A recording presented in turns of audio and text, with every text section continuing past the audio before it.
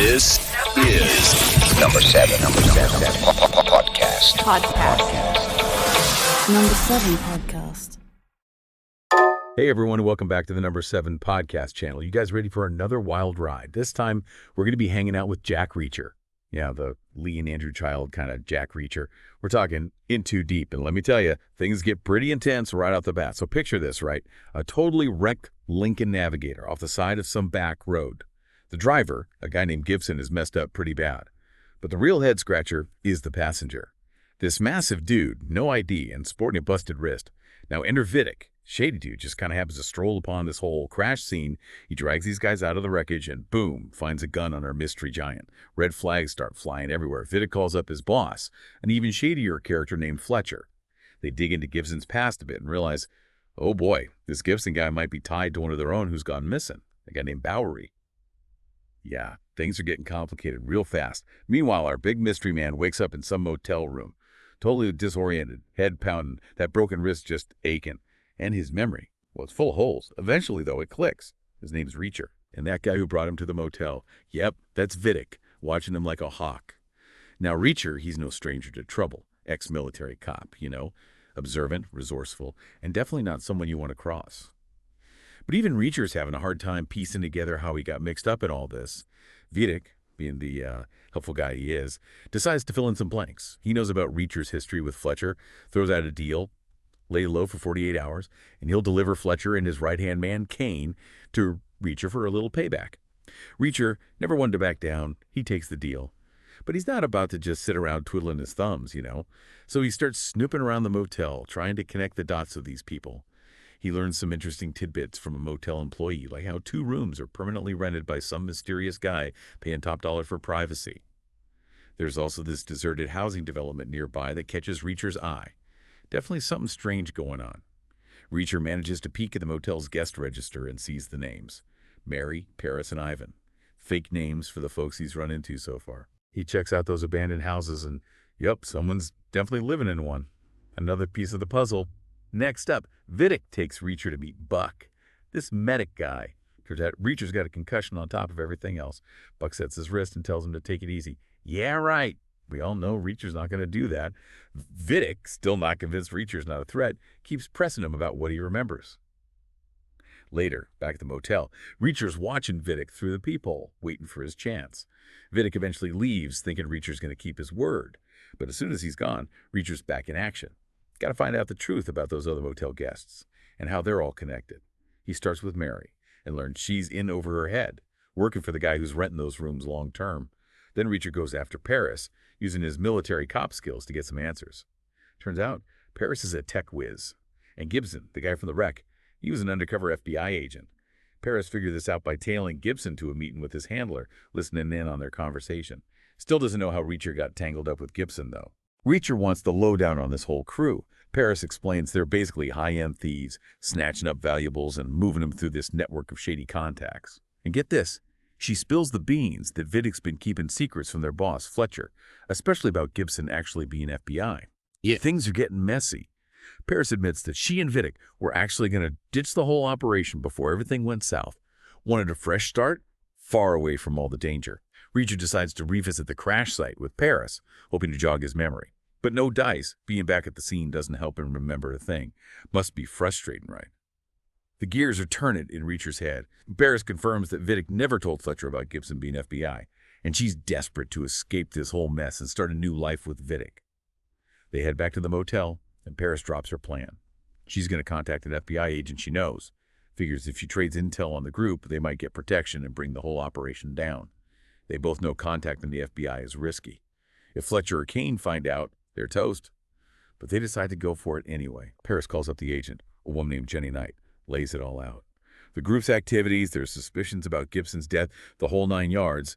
Knight's skeptical at first, but says she'll look into it. Reacher and Paris wait, hoping she believes him and offers some help. It's an nail-biter for sure.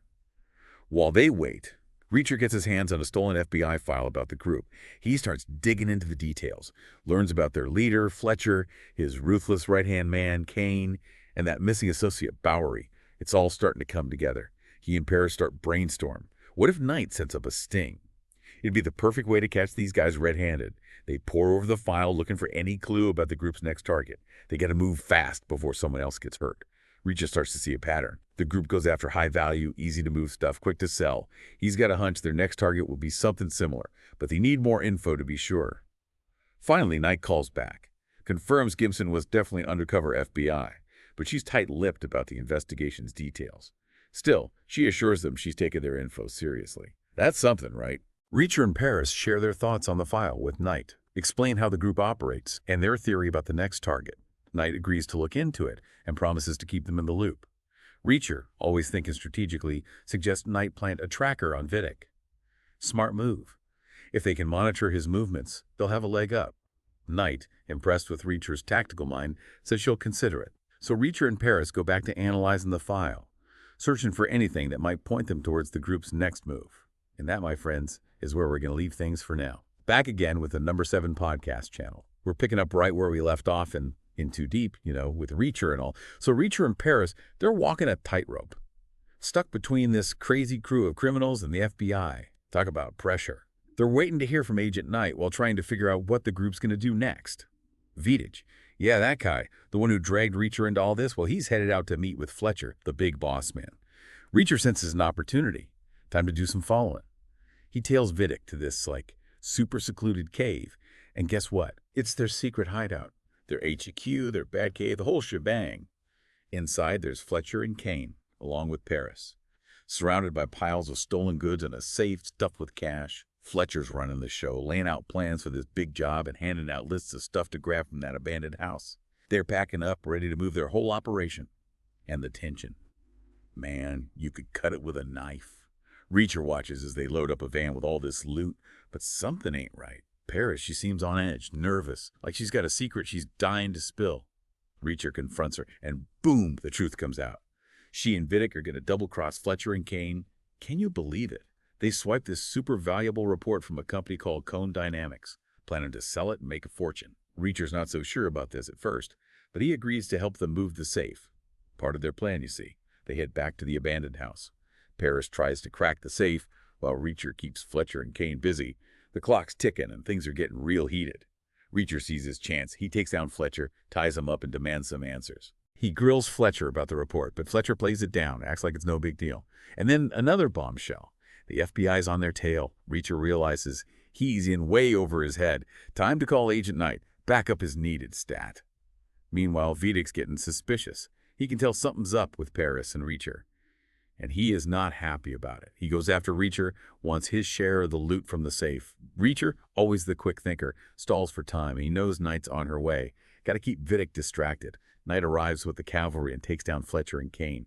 Reacher fills her in on Vidic and Paris's little scheme. Tells her they've vanished with the money in that stolen report. Knight's furious that they went rogue, but Reacher insists getting that report back is the top priority. They search the house for clues, but Vidic and Paris have disappeared. Poof, gone. Then Reacher finds a notebook that belonged to Paris. It's full of this weird code. Reacher figures out it's a book code, but they need the key, the specific book used to make the code. Got to decipher the message somehow. They tear through Paris's stuff, desperate to find any clue about the book or where they might be. Their search leads them to this hidden compartment under the floorboards. And what's inside? Security footage in the motel where the group is staying. Reacher recognizes Mary, the motel employee, in the footage. He confronts her, demands answers.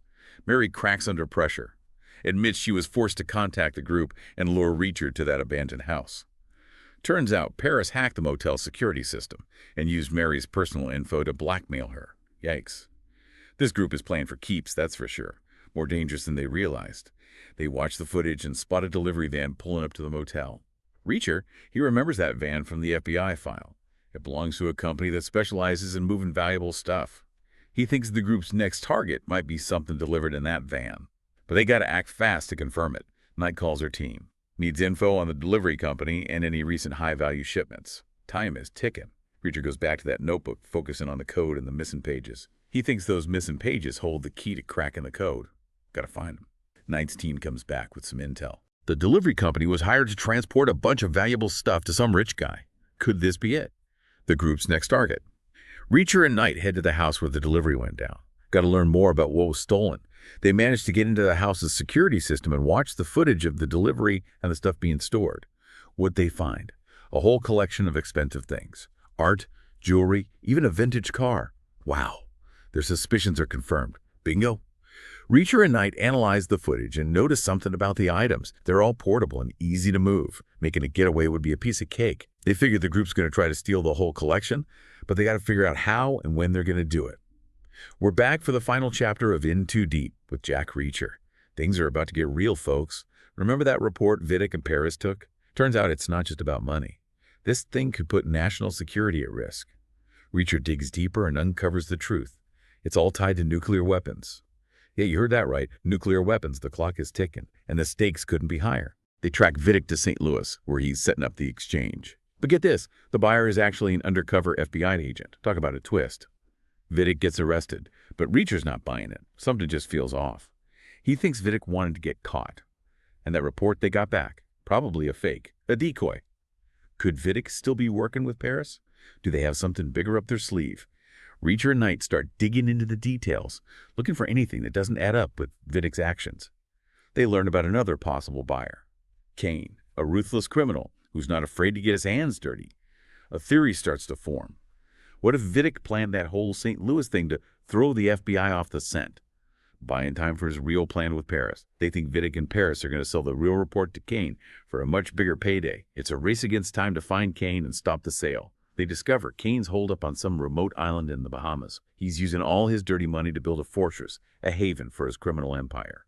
Reacher and Knight head to the island. They're going to confront Kane and get that report back no matter what. They break into Kane's compound, facing danger at every turn, armed guards everywhere. Reacher's military training comes in handy as he outsmarts Kane and his men. This guy's a one-man army. The tension builds to a climax. It's a showdown for the ages. Reacher rescues Paris, and she finally comes clean. Tells them everything about what she did and where to find the real report. With the report safely back where it belongs, Reacher faces off with Kane. He leaves Kane to face justice. A fitting end for a guy like that. Reacher and Knight go their separate ways. Their paths diverge again. He's off to his next adventure, leaving a trail of solved cases and unanswered questions in his wake. And that, my friends, wraps up our look at In Too Deep. We barely scratched the surface of this one, but hey, that's Jack Reacher for you. Always keeps you guessing. If you enjoyed this episode, hit that like button, subscribe to the Number 7 podcast channel, and tell your friends about it. And if you're hungry for more book discussions, let me know what you want to hear about in the comments. Thanks for listening to the Number 7 podcast. We'll catch you next time.